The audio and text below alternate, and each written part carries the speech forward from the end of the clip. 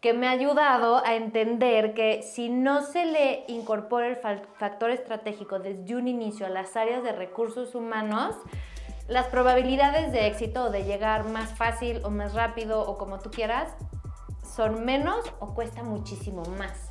Del talento persona, así como en marketing está el buyer persona y entiendo perfecto el perfil de la persona a quien le voy a vender, y es qué clase de personas necesito en mi negocio. Si no hay una buena cultura, que es soy, no hay estrategia que aguante. Si yo no tengo líderes consolidados, valores bien establecidos, bla, bla, bla, bla, propon la estrategia que quieras. No funciona. No funciona. Muchos líderes que están hoy en sillas que toman decisiones crecieron a esos lugares sin tener desarrolladas las habilidades humanas para poder liderar equipos.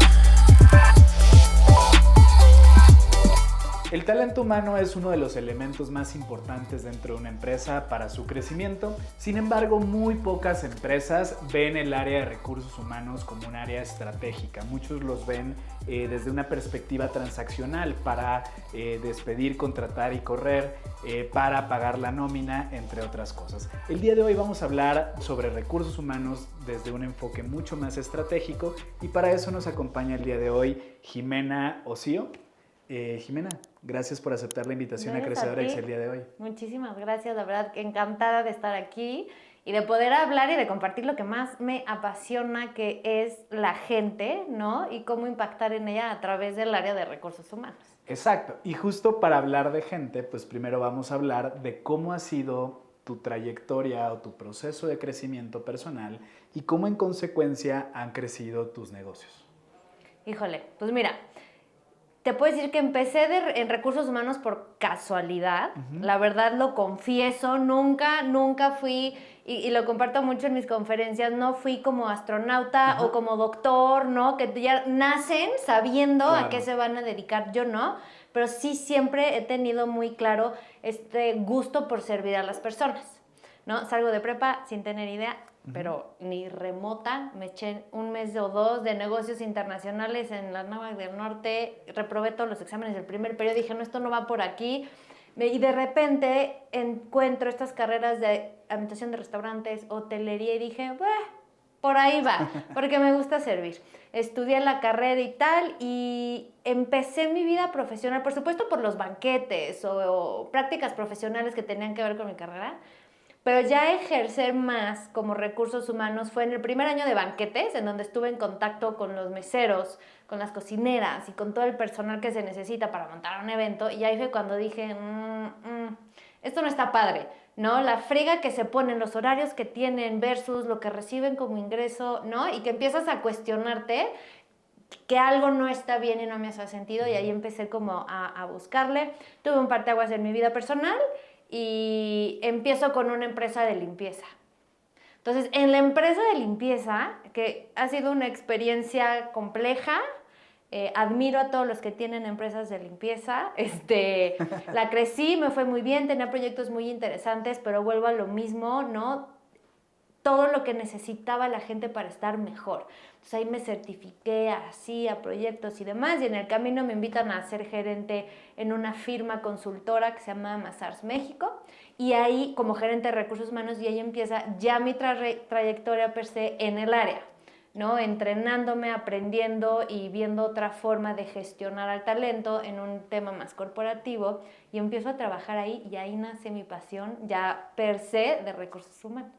Ahora, en estas experiencias que has tenido, ¿cuál ha sido tu visión o cómo se ha ido transformando tu visión hacia el área de recursos humanos, más hacia un enfoque estratégico? No, pues totalmente, ¿no? Mira, al final tengo una parte muy emprendedora, totalmente. O sea, creo que soy más emprendedora que empresaria, ¿no? Hoy soy socia de una firma que se llama MMA Latin Norteamérica, y tenemos presencia global. Pero mi corazón es emprendedor, siempre estoy buscando el qué hacer, en cómo entretenerme, en cómo innovar y hacer las cosas diferentes. Y esta parte emprendedora de mí me ha ayudado a poner negocios, que me ha ayudado a entender que si no se le incorpora el factor estratégico desde un inicio a las áreas de recursos humanos, las probabilidades de éxito o de llegar más fácil o más rápido o como tú quieras son menos o cuesta muchísimo más. Entonces, en el momento de yo tener desde mis propios negocios y después de hacer consultoría a los clientes con lo que yo hacía, pues fui teniendo la certeza de que si no hay una estrategia detrás y si recursos humanos no cuenta con la data, ¿no? En el entendimiento del negocio y si no sabe de finanzas sin ser experto, pero sí entendiendo finanzas, pero entendiendo marketing, pero entendiendo legal, o sea, pues es bien difícil que sea un área que genere valor al negocio. Y se vuelve, como tú dijiste al principio, ¿no? Un área transaccional. Contratas, despides, pagas nómina, haces pasteles de cumpleaños y el evento navideño y tu mundo no sale de eso y por eso la importancia de la estrategia, ¿no? Ahora, mencionas algo que me es muy relevante, que es, bueno, el rol estratégico de recursos humanos, a veces pensamos que es para las grandes empresas, para los corporativos, cuando una pequeña y mediana empresa pues también se ve impactada para bien de una buena estrategia de recursos humanos. Ahora, en un sentido práctico, ¿cómo un empresario, cómo una pequeña empresa puede ver el área de recursos humanos desde un punto de vista estratégico? Pues mira, partiendo, es que son tantas cosas en recursos humanos, pero por ejemplo, ¿no? Que soy mentor en Victoria 147 y tengo mucha relación con emprendedoras que justo están en este de ¿y ahora qué hago con esto? Es de tener la claridad del talento persona, así como en marketing está el buyer persona y entiendo perfecto el perfil de la persona a quien le voy a vender, pues yo le llamo talento persona y tengo todo un curso alrededor de esto y es ¿qué clase de personas necesito en mi negocio? Punto. O sea, desde ahí parte, porque luego empezamos de, voy a vender vasos. Pues tráeme vendedores, tráeme... Y sí son los vendedores que tú necesitas, tienen las competencias, tienen la cultura, el mismo propósito, están alineados, son doers, o a lo mejor son más estratégicos, o a lo mejor son más creativos, ¿no? O sea, desde tener claro qué tipo de gente necesitas para que tu proyecto crezca, ¿no? Y después de eso, ir formando poco a poco lo que se va necesitando conforme el crecimiento, porque lo que veo mucho en las pymes es que el emprendimiento se los come, ¿no? Y entonces están en el día a día y trátate y contrátate y pon y vende y se olvidan de darle una estructura a la gente. Políticas, procedimientos claros, que si se vale, que no, cómo, por qué perfil te evoluciona, hacia dónde crecemos, cómo crecemos. Y luego te traen unos rollos y unos sueldos gigantescos, porque los emprendedores, bueno, por lo menos yo sí me considero una emprendedora muy noble, y dice, sí, yo te pago bien, no te preocupes, y toma, y aquí todos ganamos. Y de repente ves las nóminas y dices, wow, ¿no? Estás fuera de mercado, y entonces te cuesta trabajo atraer al talento ideal. O, por ejemplo... y que entiendo perfecto que es muy difícil emprender, ¿no? No es para todos, yo sí siempre lo voy a decir, pero pues necesitas pagar nóminas. Y entonces está la asesoría de, por ejemplo, esquemas mixtos. No, pues mira, mínimo por acá, para que no te peguen el costo y luego el otro se lo das por fuera y así te vas campechaneando y estructuraste así tu negocio desde el inicio. Y cuando llega el momento de consolidar y dices, no, pues quiero integrar todo a nómina y ya tenerlo by the book, dices, ¿cómo? 40% de incremento en mi costo de nómina, no puedo.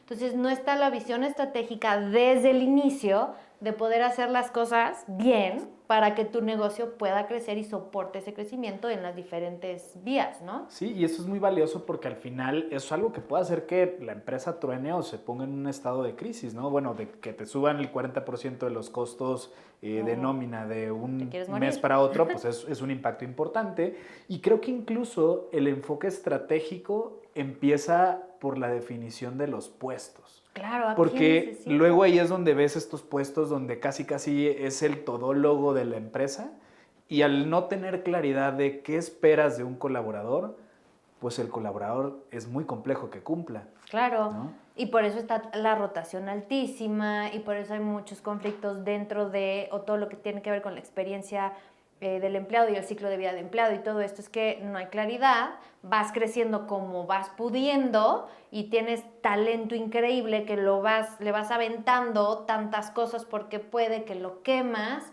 O sea, a ver, es bien complejo, ¿no? Si de por sí lo vemos en empresas estructuradas, por así llamarlo, en emprendimientos y en pymes, pues sí, por supuesto, lo ves más o es más notorio, no por decir que se ve más. Entonces, yo creo que esta parte, esta visión estratégica, es como un financiero, pues lo tienes que hacer bien desde el inicio, tienes que entender tu negocio, qué vas a vender, en dónde, cómo, por qué y proyectarlo. Lo mismo tienes que hacer con respecto a la gente que necesitas para que eso suceda, ¿no? Y no al revés, de andar buscando lo menos para conseguir lo más. ¿Cómo?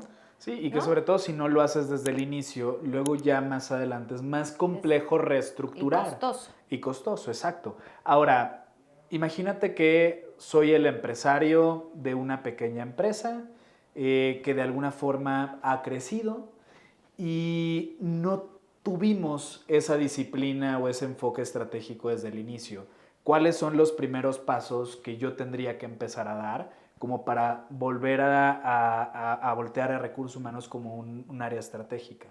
Pues mira, es entender tus dolores de cabeza hoy, ¿no? Porque al final de ahí nace. Yo creo que muchas empresas, cuando no lo hacen de forma natural, cuando empiezan a verlo es porque ya hay algo que, no sé, creo que ya es momento de ver qué onda con recursos humanos, ¿no? Entonces yo creo que son diferentes aspectos que se tienen que ver y no es que sea uno antes que otro, sino al mismo tiempo, porque tiene que ver el factor dinero, entender tu nómina, cómo impacta, beneficios, prestaciones, ¿no? Cómo estás en términos económicos para la gente.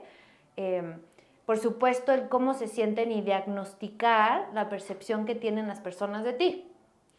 Al mismo tiempo que revisar sus perfiles de puesto, qué están haciendo, cómo lo están haciendo, cuáles son sus objetivos, están alineados a la estrategia del negocio o no, qué políticas del juego existen, si están claras, si no, para que teniendo una visión holística de, ok, aquí estamos parados, pues ver hacia dónde va el negocio, ¿no? Estoy en proceso de consolidación, yo me quiero vender, yo quiero crecer, yo quiero salirme de lo que es entonces, pues tomar acciones hacia esa estrategia de negocio y alinear todo lo que tienes en recursos humanos. Sí, y me hace mucho sentido porque al final, pues como empresario a veces te toca malabarear entre diversos frentes y el priorizarlo de acuerdo al impacto, digamos, más directo en el momento, pues creo que te hace alinear la prioridad a lo que realmente necesita el negocio en el momento y dejar para después lo que al menos en ese momento no es tan relevante, ¿no? Totalmente. Ahora, hablando de métricas, hablando de KPIs, ¿cuáles consideras que son los KPIs más relevantes dentro de recursos humanos? Todos son relevantes, pero yo creo que el que genera más impacto para poder tomar decisiones es el costo de rotación, porque no es tanto el número, que al final si dices se me va 150%, o sea, ¿no? Que cambias la plantilla una vez y media si dices, wow. Pero cuando dices, y me costó 50 millones, dices, no inventes. Ya no está padre. No es que vaya a ser dinero que esté en el banco, a lo mejor parte sí, ¿no? Por todas las inversiones que se hacen en la atracción de talento, en fuentes para atraer personal o lo que sea. Son las horas de toda la gente que se invierte, más el tiempo de la gente que se está quemando por hacer el del otro, ¿no? Entonces, cuando tú entiendes el costo de rotación, sí, porque se convierte más bien como un iceberg, ¿no? El indicador de la rotación es lo que ves en la parte de arriba, pero el costo real de la rotación es todo lo que está abajo y muchas veces es más grande lo que está abajo que lo que tú ves allá arriba. Correcto. ¿No? Entonces, para mí debes de tener es un KPI de rotación y bien desglosado. Si son renuncias voluntarias, si son involuntarias, por ejemplo en época COVID pues fueron por defunciones, si son jubilaciones, movimientos internos, crecimiento, reestructuración de negocio, ¿no? Que puedas entender por qué es tu rotación, porque mucha gente o muchas empresas lo generalizan, pero no tienen el detalle de qué significa esto.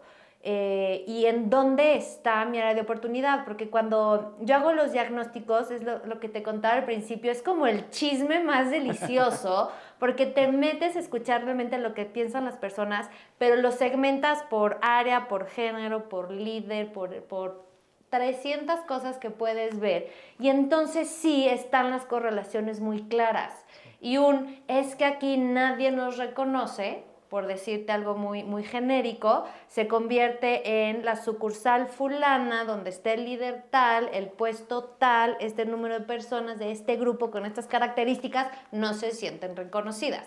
Eso no quiere decir que sea un problema en la empresa. Hay unos que sí son más, ¿no? Más para toda la empresa, dependiendo.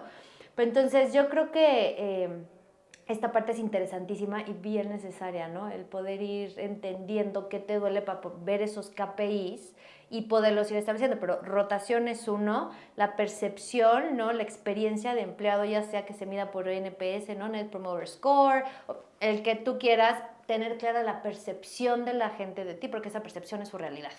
Te guste o no te guste, aunque a mí me digan, no, pero si nosotros les damos aquí todo esto y tienen comedor, no están contentos. Tu comedor no sirve. Sí. Ahora, regresando un poco al indicador de rotación, si soy un empresario que acabo de darme cuenta que tengo que evaluar un indicador de rotación, y si bien cada empresa puede ser distinta, pero ¿qué sería un parámetro de una métrica sana en términos de rotación? Para mí no hay, ¿no? Porque cada empresa es diferente, cada industria es un mundo, ¿no? Pueden ser 10, 15, pero tú pregúntale alimentos y bebidas, a las empresas de seguridad que tienen rotaciones de 100 y de 200, oye, pues, ¿qué es sano? Entre más bajo, mejor. Okay. Pero también la rotación es sana. Hasta cierto punto o hasta cierto número de personas que roten es bueno, porque llegan ideas frescas, la gente tiene que crecer, se tienen que ir, tienen que llegar nuevas, gente que te sume, ¿no? La gente que no está dando resultado, por favor, que se vayan para que... Y hay oportunidad, ¿no? Y es parte de un ciclo sano hasta cierto número, ¿no? Inclusive hay forma de segmentar a la población y tener muy claro de este porcentaje de población para mi negocio es sano que rote. Estos de aquí con estas características que se vayan. Este otro porcentaje que es el mayor, que es más, se puede decir el godín, ¿no? Pues ese va a estar aquí un 80% de mi platilla godín, un 10% que sean high performers, un 10% que me rote, ¿no? O sea, pero tienes que hacer tú ese entendimiento de tu negocio para decir, esta es mi rotación sana y cuando llegue aquí ya tengo un foco rojo, ¿no? Ahora, decías hace unos minutos que es importante también evaluar la experiencia del colaborador. Y creo que cuando hablamos de experiencia del colaborador, pues se confunde con partir un pastel en el cumpleaños, sí, con dar un kit de bienvenida, con una tacita con el logo de la empresa y cosas de ese estilo, pero ya de manera profunda en recursos humanos, ¿qué es la experiencia del colaborador? La experiencia del colaborador se mide dentro del ciclo de vida del empleado o en los diferentes toques del ciclo de vida del empleado que se pueden resumir en 7. Que es desde la atracción o el employer branding que tú tienes, porque desde ahí tú ya tienes una experiencia de la empresa, ¿no? ¿Qué se dice de la empresa allá afuera? Entonces, los candidatos o los prospectos o no, se meten a tus redes para ver qué onda. Yo jamás en mi vida he puesto un pie en Google o en Amazon, ni he aplicado a Google y Amazon y quisiera trabajar ahí. Porque lo que está allá afuera sobre estas grandes empresas que tienen una inversión para generar estas experiencias de empleados es enorme.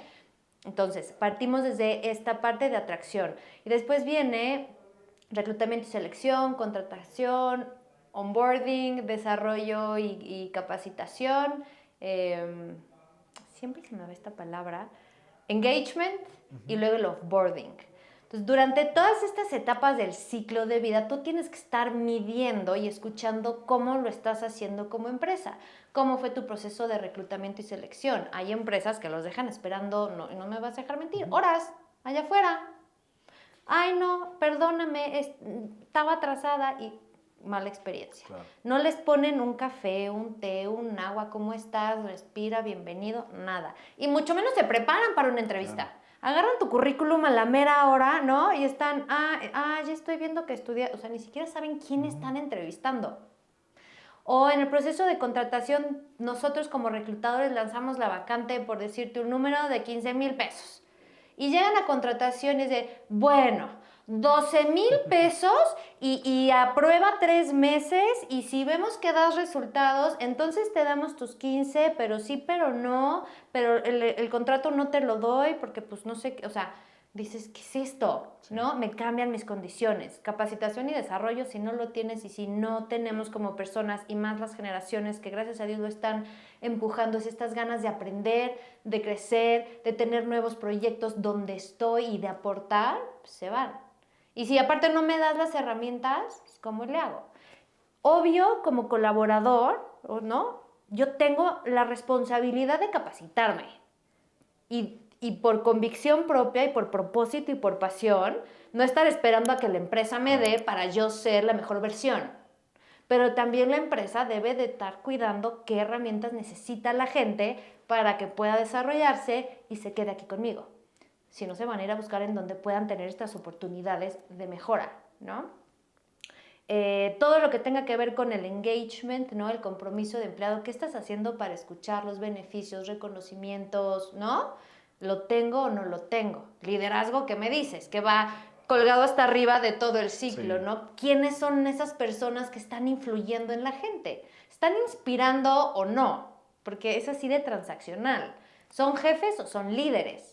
Y están ayudando a que todos estos ciclos de vida, todas estas partes del ciclo de vida estén dando lo mejor, o es realmente una guerra de poderes y como yo llegué aquí, ustedes los de abajo no, en fin, todo lo que podemos ver en muchas empresas. Entonces, medir la experiencia de empleado es un proceso de muchos factores, de muchas áreas que tienes que hacer toda una estrategia, porque tampoco te puedes convertir en la empresa de la encuestitis, que todo el día te mando una para medir algo diferente, pero sí tienes que estar midiendo el pulso de lo que está pasando en las diferentes etapas de la persona contigo para que digas, mi problema está aquí y acá, en esta área, en este líder, en este proceso, no soy competitivo con mi industria, con los beneficios que tengo, mis sueldos están por debajo, no tengo horarios flexibles y allá sí, o aquí sí y allá no sé. ¿No? Sí, y yo creo que... Mucho. Sí, y yo creo que un punto importante es empezar a conectar los puntos. ¿Por qué? Porque hay todo este ciclo y pues lo mismo, no tienes que priorizar, o más bien no tienes que abordar a todos al mismo tiempo. Puedes empezar, por ejemplo, si ves que hay un área de oportunidad en tema de compromiso, pues bueno, puedes empezar por ahí y después permeas hacia otras etapas del ciclo de vida del colaborador. Ahora, en tu experiencia, ¿cómo se desarrolla el compromiso del colaborador hacia la empresa? Porque creo que esa es una de las cosas más abstractas para un empresario, donde pues muchas veces el empresario dice, bueno, es que el rol del colaborador es trabajar en la empresa y lo ve desde un punto de vista transaccional, ¿no? Bueno, tú tienes un trabajo, yo te ofrezco ciertos beneficios, digamos, sueldos, prestaciones, etcétera, ¿no? Entonces, ¿cómo generas ese compromiso? ¿Cómo el empresario debe ver ese compromiso hacia el colaborador? Pues mira, yo creo que a medida que lo veamos como una relación de personas, es mucho más fácil entender el cómo hacerle. Si solo lo quiero ver como empresa, negocio, dinero, pues no nos gusta a veces lo que escuchamos, lo que vemos y lo que nos cuesta. Si yo lo veo como una relación entre tú y yo, va a ser muy fácil que tú sepas qué hacer para que yo me comprometa contigo y que tú te comprometas conmigo. Si tú ahorita me empiezas a hablar de una forma agresiva, pero me tratas mal, me avientas todas las preguntas y ni me preparé y de temas que ni siquiera estoy enterada, pues no va a haber compromiso de mi parte contigo. En una amistad, de relación, mamá, papá, hijos, pareja, con quien todo es una relación humana, claro, en donde los dos necesitamos sentir que ganamos, que no haya un abuso ni de tu parte ni del mío, ¿no? Que yo no sienta que tú te llevas más y yo menos, en donde yo me sienta escuchada con lo que te digo, en donde te preocupes, si yo te digo, oye, híjole, no inventes, me siento como así, me digas, oye, pues vamos a ver qué hacemos. A ver, déjame te escucho, ¿por qué? Ya entendí. Y negociarlo y platicarlo. Si me siento segura de poderte decir, oye, la regué, ¿qué hago? Necesito, ¿no? Si me siento a gusto en mi ambiente, tengo un lugar padre donde estar contigo, pues está cool, me gusta venir a verte. Me hace sentido. Entonces, si lo sacamos del contexto solo negocio y me pregunto, ¿cómo puedo comprometer a una persona conmigo? O sea, porque cuando queremos pareja, somos expertos en hacer lo que tenemos que hacer para que se comprometan. Claro. Para ganarme tu cariño, tu amistad, tu lo que sea. Yo ya sé perfecto lo que tú necesitas para que tú te comprometas conmigo. ¿Por qué lo vemos tan diferente? Si lo viéramos desde el lado humano y luego, por supuesto, aterrizarlo a un negocio, porque al final es negocio y tiene que dar lana y tenemos que tener reglas y políticas claras y hay muchas cosas que no se pueden, pero hay muchas cosas que sí. Pero si yo los quiero ver como minions, por millones que trabajen y me generen, pero hasta aquí, ¿cómo le hago para que se comprometan? Ya no. Claro. Antes había mucho de eso, sí, no juzgo, así era, hoy ya no. Sí, es como ha evolucionado tanto las empresas, pero sobre todo también creo que los colaboradores. Creo que las nuevas generaciones valoran cada vez más empresas que se preocupan por los humanos que trabajan dentro de las empresas y empiezan a tener estas culturas basadas en el humano, ¿no? Llámese el humano cliente o el humano colaborador en un contexto de recursos humanos. Ahora, eso me lleva a pensar sobre temas de cultura organizacional. ¿Qué es la cultura organizacional? Me encanta, ¿no? Si es cultura, si es clima, si es que al final la cultura es tu ADN. ¿Quién eres? ¿Quién soy? ¿Cómo lo voy a hacer? Y el clima es cómo se vive esto que soy. Así de transaccional, ¿no? Ok. Porque tengo una cultura, es como mi esencia. Mi cultura es esta. Y si la cultura no está clara, ¿cómo va el dicho del... El clima se come a la estrategia de desayuno? Hay una frase así, es que luego soy un poco de memoria para frases muy mala, pero hasta eso existe, ¿no? Claro. Si no hay una buena cultura, que es soy, no hay estrategia que aguante. Si yo no tengo líderes consolidados, valores bien establecidos, bla, bla, bla, bla, propon la estrategia que quieras. No funciona. No funciona. Entonces, Sí. esa es la cultura. Y creo que es un tema de congruencia, por lo que estoy entendiendo, que es pues, una cultura sólida que debe reflejarse a través de un clima laboral congruente con la cultura. Porque si no, pues están los clásicos escenarios donde pues hay valores en una pared pintados, pero pues que al final del día son algo contrapuesto a lo que se vive en el día a día en la empresa. Por supuesto. Entonces, creo que es importante la congruencia entre lo que se dice que es la cultura y lo que se vive a nivel cultural. Exacto. No es este propósito profundo de quién soy, hacia dónde voy y cómo lo voy a lograr. Y este propósito de negocio, bajarlo para que creemos un ecosistema para que la gente se sienta a gusto en donde está. Y el tiempo que dure, de lo mejor. O sea, que ya no te preocupe cuánto dura, sino que cuando esté, me dé su 100. Y me deje aquí lo mejor el tiempo que esté conmigo, ¿no? Claro. Ahora, decías hace unos minutos que pues muchas veces le cargamos a los equipos de trabajo a tal punto en que se queman, ¿no? Y está el clásico, el famoso burnout y ese tipo de temas que hoy son tendencia. ¿Cómo ves este tema del burnout? ¿Cómo se previene? ¿Cómo se evita de manera sana? Porque creo que están los dos lados, ¿no? El lado de, pues, prevenir y buscar que no se dé, y por otro lado, pues, generaciones y personas que son muy susceptibles a cualquier presión laboral, que es normal, y automáticamente hay un tema de estrés, burnout, ansiedad y demás. O sea, creo que son dos aristas importantes. Que también es otro tema para quedarnos aquí una hora, pero creo que parte desde la humanidad. Por ejemplo, de los últimos estudios, no tengo el nombre de esta gran escritora sobre burnout, que si quieres luego te lo paso para que lo tenga la audiencia. Nos habla de un factor bien importante, por ejemplo, que es el estado emocional y esta parte de valores. Cuando a un colaborador lo estamos exponiendo a que haga cosas que van en contra de sus valores, lo quemo. Cuando yo te digo falsea información, quítale, ponle, no hombre, ni se va a enterar, págale por dentro o por fuera, o en recursos humanos, cánsalo para que nos ahorremos la liquidación, ya no lo quiero, ¿no? Y el trabajador lo tiene que hacer, es un burnout, y es un burnout hoy que se está midiendo y que está teniendo también muchísimo poder en lo que nos está pasando, por todo lo que existe en el entorno, que a veces las empresas toman decisiones pensando que es mejor para el tema financiero, pero que le está afectando al humano, ¿no? Vino la NOM 035 para regular todo este tema de riesgos psicosociales, que al final es un burnout, ¿no? Y te habla de las cargas de trabajo, de la falta del control sobre el trabajo, de la organización, de los tiempos, de la familia, ¿no? Y cómo todos los factores impactan en que una persona pueda o no gestionarse, ¿no?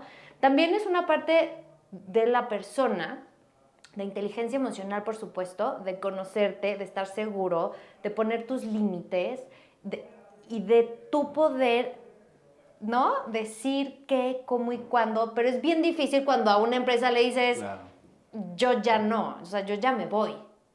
Hasta aquí llegué, ya no puedo más, van 3 meses que no reemplazan, ¿no? O no llega la vacante, yo estoy haciendo la carga, ¿no? A veces es bien difícil, pero es una responsabilidad compartida, ¿no? Yo no le echaría culpa solo a un lado, pero creo que las empresas deben de cuidar a la gente mucho más y de entender que personas felices, personas, ¿no? Todo esto de wellness, happiness, hacen que las personas sean más productivas, hacemos mejor el trabajo, ¿no?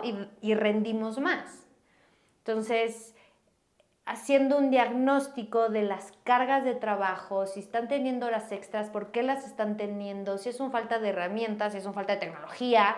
Porque aparte creo que, fíjate, la tecnología es un factor impresionante, que no sé si todo el mundo esté pudiendo ver, que con la velocidad en la que vamos, evolucionando, creciendo los negocios, las necesidades y la inmediatez, los entregables tienen que ir a ese ritmo. Sí.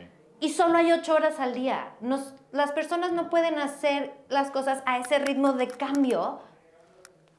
Sí. No se puede. Entonces, si no metemos tecnología en estos procesos clave, que son más talacheros y que no generan valor, y le ayudo al humano a que pueda ser más productivo y hacer esas cosas que yo necesito con esa velocidad y bien, pues lo voy a quemar. Porque le voy a estar aventando la chamba, el otro pues necesita el trabajo o la otra, me quemo. A ver, se vuelven como temas... Sí. Y justo eso es lo que a mí me está haciendo muy interesante, porque a veces lo puedes ver desde una capa superficial de, ay, este no aguanta la carga, este no aguanta la presión o cosas de ese estilo, que son como los otros extremos, pero también creo que es un elemento multifactorial. Puede ser, digamos, que te están haciendo algo que corrompa tus valores, puede ser que estás teniendo una sobrecarga de trabajo, o puede ser que estés teniendo retos que son muy complejos para ti resolver. O sea, tú puedes ser muy buena resolviendo algo de lo que yo no soy bueno haciendo. Entonces, el meterme en una situación, digamos, de estrés al resolver ese tipo de temas constantemente puede provocar o puede abonar. Pero creo que incluso hasta temas más profundos, como el tema de los procesos dentro de la organización, la tecnología y las expectativas también que colocamos hacia los colaboradores, pueden ser un factor. Y me hace mucho sentido este tema de que es una situación bilateral. Porque también creo que como colaborador vale la pena conocer cuál es la expectativa de carga de trabajo hacia mí y conocerme si realmente yo puedo aportar valor en ese entorno y en esa expectativa, porque están muchos casos también donde pues accedo a una oportunidad laboral sin conocer realmente cuál es la expectativa que se busca de mí y si realmente yo cumplo el perfil. Sí. Entonces creo que se me hace interesante esta visión de una responsabilidad compartida. Por supuesto, totalmente compartida. O sea, yo debo de hacerme responsable de lo mío, ¿no? Que es el famosísimo accountability. Sí. Esto es mío y sí o no. Y la empresa, ¿qué onda? ¿No? O sea, no podemos echar la culpa de un lado al otro, ¿no? Todos somos diferentes. Yo no puedo esperar lo mismo de todas las personas que ocupan el mismo perfil. No puedo. Desde de dónde vienen, qué estudiaron, toda su infancia, su crecimiento, su cultura, ¿no? Todo su entorno. ¿Quién lo tenemos diferente? Entonces, me encanta aparte porque sí es un gran reto hoy que todos tenemos en las empresas y desde el área de recursos humanos por fin se está levantando esta voz de, oigan, hay muchísimo más atrás, ¿no? Que una simple área operativa transaccional. Sí. Ahora, decíamos incluso creo que fuera de cámaras que uno de los grandes retos a nivel de talento en las organizaciones hoy en día es algo que hoy parece hasta obvio, que es el tema de liderazgo.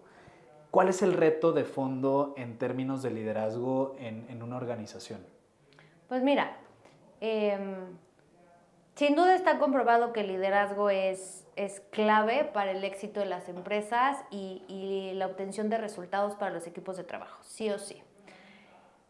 Hay muchos líderes que son jefes, ¿no? Que no tienen desarrolladas las habilidades humanas, ¿no? Simon Sinek, que soy fan y síganlo, realmente es alguien que genera un contenido espectacular alrededor de la humanidad.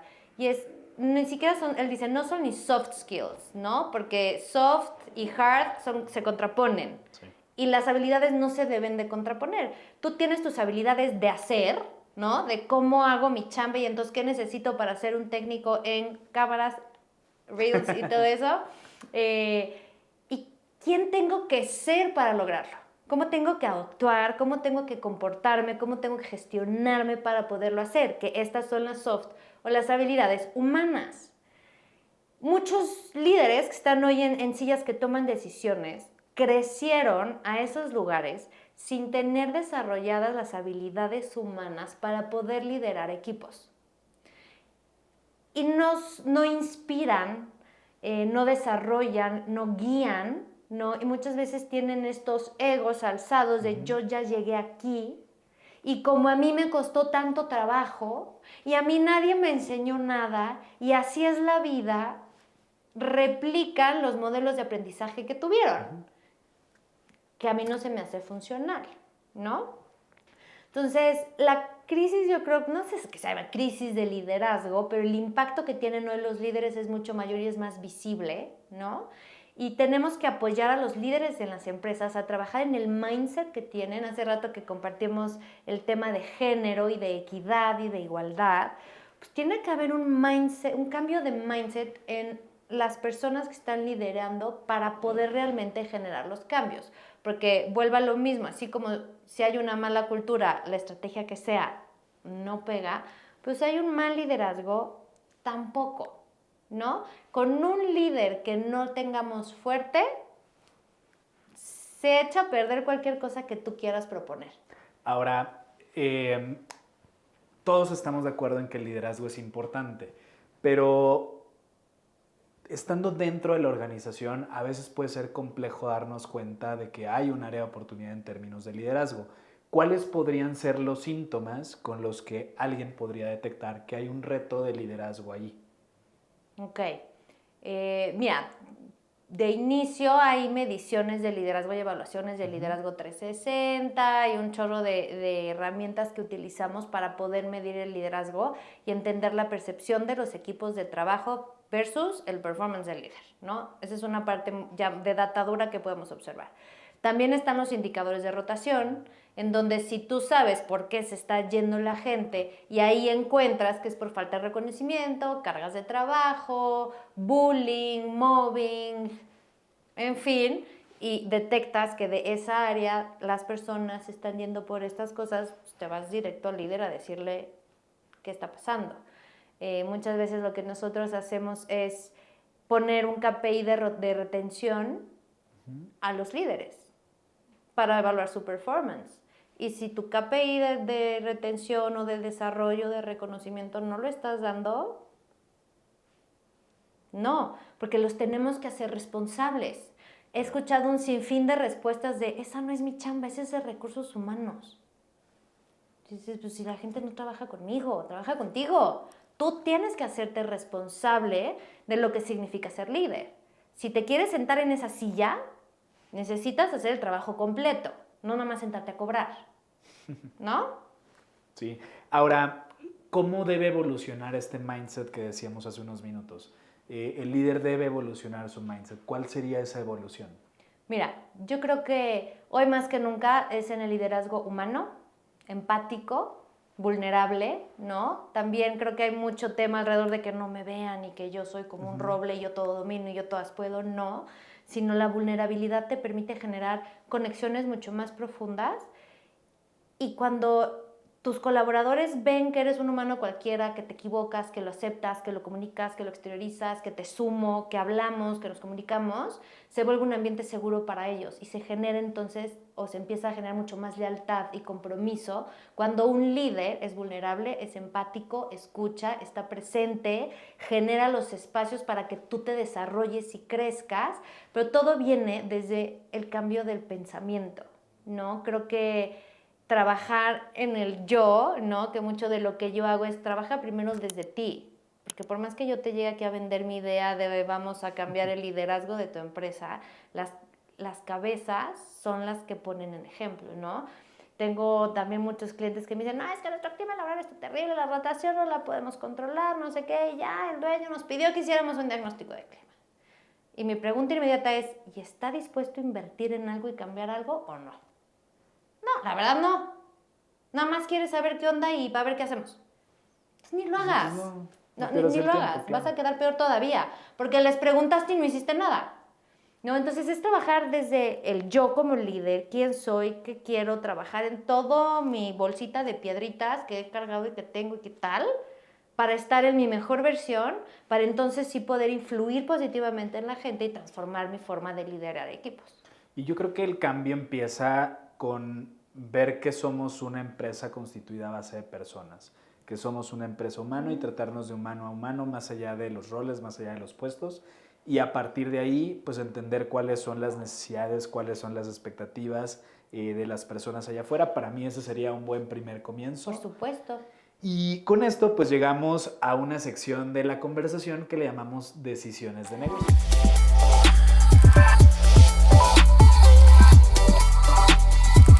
Que básicamente se basa bajo la premisa que pues liderar una empresa a veces es un camino solitario. ¿Por qué? Porque pues tus compañeros, tus amigos, tu pareja muchas veces no tienen el mismo contexto que tú y por lo tanto pues las recomendaciones pues muchas veces vienen de la silla, del escritorio o del espejo. Entonces voy a plantearte un caso de negocio con un par de opciones de decisión que tomar, ambas válidas, y tú nos vas a platicar qué opción tomarías y por qué. Me gusta. ¿Va? Entonces, tienes un colaborador que tiene ya, una trayectoria de resultados positivos y que de unos meses para acá realmente su rendimiento ha bajado drásticamente. Y se abre una oportunidad de que él pueda ascender, ¿sí? Sin embargo, su rendimiento actual te hace tomar una bifurcación en la decisión. Opción número 1, impulsas a este colaborador que en los últimos meses no ha tenido un buen rendimiento o traes a alguien de afuera. ¿Qué opción tomarías y por qué? Impulso al colaborador interno. ¿Por qué? Sin duda alguna. Porque el que entre alguien nuevo tampoco me va a asegurar que lo logre, ¿no? Yo creo que el éxito de las personas en el negocio está influido en gran forma por las personas que estamos ahí para llevarlo al éxito o no. Si es un colaborador además que lleva una buena trayectoria y un buen desempeño y de repente se cae y a los 6 meses me estoy dando cuenta, quiere decir que yo no hice mi chamba. Yo no estuve escuchándolo, viéndolo, teniendo retroalimentaciones, feedback, feed forward, ¿cómo estás? ¿Cómo vas? A lo mejor es un tema personal que yo no sé, se está divorciando, alguna enfermedad, un tema, no sé, o a lo mejor está influyendo. Y si yo a los 6 meses, no lo tuve, no tengo, ahora sí que la calidad moral de decirle ya no, si yo no estuve al pendiente de mi colaborador y un colaborador bueno. Entonces yo creo que sí le daría la oportunidad. Evidentemente me pondría a diagnosticar, entender, a ver cómo estás, qué tienes, qué hacemos, esta es la oportunidad, ¿la quieres? O sea, aparte le preguntaría, claro. Oye, ¿está esto para ti? ¿Lo quieres? Sí, bueno, pues ¿qué onda? ¿Qué está pasando? ¿Y cómo lo logramos? Para ti? ¿Le damos, no le damos? ¿Qué necesitas de mi parte? ¿Qué no? Y ver qué pasa, ¿no? Pero sí, no traería a nadie externo. Daría la oportunidad. Bueno, Ok, eso federal. Es que como soy mente recursos humanos, también digo, depende del proyecto, porque si es un proyecto nuevo de creación de alguna especialidad diferente, fuera, condiciones. Jugando al abogado del diablo, ¿en qué caso sí traerías a alguien de fuera? Dependiendo del desempeño, el expertise y la apertura de la posición, ¿no? Pues es un diagnóstico de qué es lo que se hace, el talento persona que te decía, qué es lo que necesita la empresa en esta posición. Luego evalúo a los candidatos o al candidato o la candidata potencial a el puesto y ver si sí. Pero si no están listos o no es algo que pueda, entonces sí vas por un externo. A lo mejor quieres cambiar la energía del equipo, la cultura, porque tienes otro tipo de temas, te conviene traer sangre fresca. Conozco un caso exitosísimo que me fascina, que en una empresa de alimentos y bebidas no habían sido tan exitosos en recursos humanos y tenían muchos temas de rotación y en fin, y contrataron un director de recursos humanos que no tuviera que ver en la industria de alimentos y bebidas. Trajeron un director de marketing y no sabes la transformación en recursos humanos que ha habido. Sí, porque es una visión totalmente distinta, pero que tiene muchas cosas en común. El tema del buyer persona y el talent persona, el tema del customer journey y el experience journey del colaborador. Entonces, creo que al final tiene sentido el por qué es un caso exitoso. Entonces, por fuera, yo me iría, o sea, así en cortito, para efectos de este ejercicio, claro que darle la oportunidad del que está, pero no se toman decisiones así tan a la ligera, ¿no? Hay que hacer, implica un chorro de análisis. Sí, y bueno, pues me queda solamente agradecerte, Jimena, por haber aceptado la invitación. Ha sido un gusto conversar contigo. Igualmente. El día de hoy. ¿Dónde pueden seguirte en tu crecimiento, redes sociales? Tengo Instagram, TikTok, LinkedIn, de todo, entonces ahí les va. TikTok, Instagram, @HRCoachMX, LinkedIn, Jimena Ocio. Ahí me pueden encontrar, escribir para lo que necesiten, encantada. Excelente. Cursos, conferencias, ¿qué más podemos encontrar de ti? Todo pueden encontrar ahí. Mis cursos están muy enfocados a ejecutivos de recursos humanos para darles herramientas que les ayuden a gestionar de forma más estratégica la operación de su negocio. Tengo un curso cada mes. En mi página pueden ver los cursos y conferencias. Híjole, doy de todo, me fascina. Pero me gusta mucho dar de este propósito y de esta pasión y cómo la pongo en acción y cómo llevar al talento a que se haga responsable de su carrera profesional, ¿no? Tengo otra que es One Woman Show, ¿no? Desde yo mujer, mi historia de vida y el emprendimiento, cómo no podemos solas y necesitamos de los que nos rodean, hombres y mujeres, indistinto, ¿no? Lo que te platicaba del unigénero laboral. Y en fin, tengo varias conferencias que también me pueden pedir y feliz de compartir mi pasión. Excelente, pues nuevamente muchas gracias, Jimena. Gracias a ti. Y muchas gracias a ustedes por escucharnos, por vernos y nos vemos en un nuevo episodio de Crecedores.